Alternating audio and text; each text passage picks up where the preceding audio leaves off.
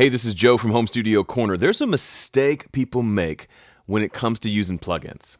I'm going to do a quick drum mix demonstrating this mistake. See if you can spot it. I'll start with some plugins on the drum bus and then probably put some on the kick and snares bus and go from there.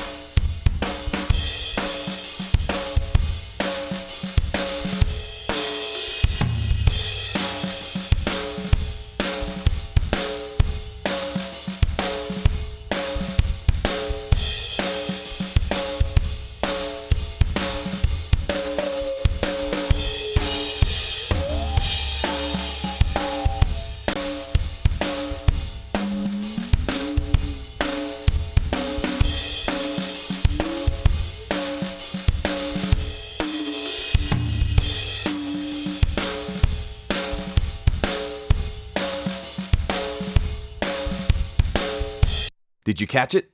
Okay, I'll give you one more hint.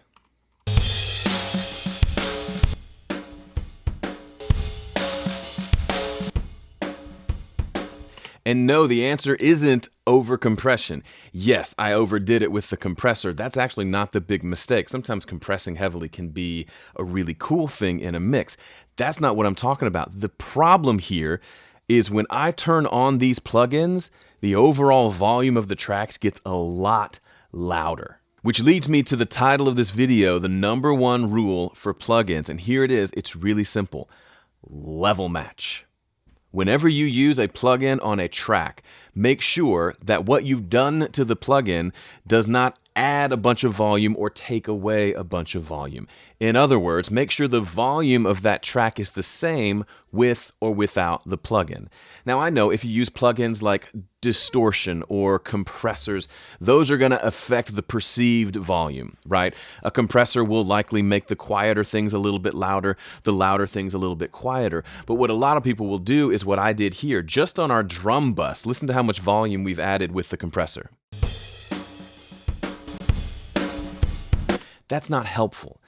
It does a couple of things. First of all, if we had a pretty good balance of our drum volume against everything else in the mix, we've just messed that up. We just jacked up the volume of the drums. Now we're going to have to go jack up everything else to balance it again.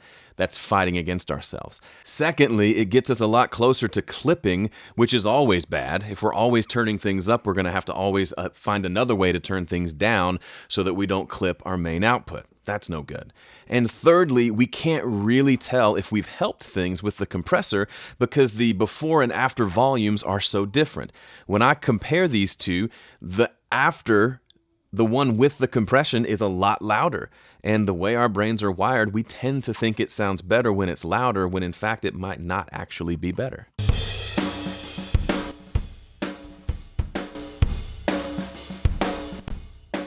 Okay, so how do we fix this problem? It's actually really easy. It won't take a lot of time or effort. You just need to work this into one of your habits when mixing.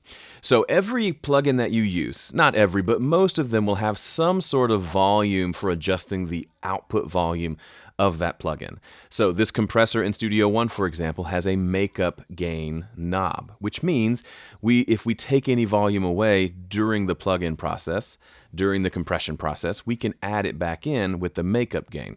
The problem is people use this as a volume boost rather than just a makeup gain. There's a reason it's called makeup gain and not boost knob, because all we're trying to do really is make up what we've lost. So here's the signal uncompressed, and here it is with the compression on it. Now we can see by just looking at these meters that this signal is a little quieter. Let's make it more extreme just for the example. Okay, we can see that this average level is up here around -18. This one's down here at like -30 or so. So we need to make up some of that volume so we're hearing it at the same volume. What we don't want to do is go like this and just crank up the volume. That's not going to help anybody. But what we can do is bring it back up until audibly it sounds roughly the same volume. And if you have meters available to you, we can actually do this visually by bringing this up until those two white meters, which show us the average level, are at roughly the same volume. So that was about a 6 dB increase. Let's listen, turn the plugin on and off, and see if it stays at roughly the same level.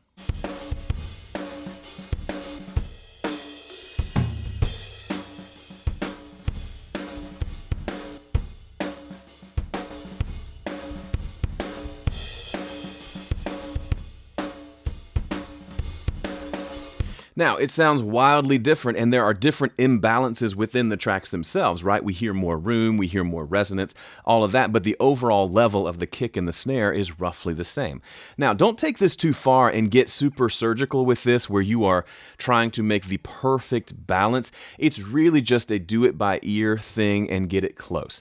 Yes, you're probably going to add a little bit of volume over the course of an entire mix with all the plugins that you do, but if you keep this in mind and you're not adding super huge amounts of volume with everything that you do, you'll find that you're not fighting against yourself. You do a few plugins and then your whole balance is out of whack. That's not what we want. We want to make sure that, first of all, we're starting our mixes with what I talk about in my 5-step mix guide. Step 2 is the static mix, which is where we get all the balances right before we add plugins. Plugins are really problematic if it's not already balanced. But once it is balanced, we don't want to lose that balance when we start adding plugins, and this is the way to ensure that you don't lose that balance. Make sure for every plugin you put in that the volume of what you're working on is the same volume going out. Now, there are obviously exceptions. Sometimes plugins don't have output knobs. Or sometimes you're doing, like in mastering, the goal is to get the volume up.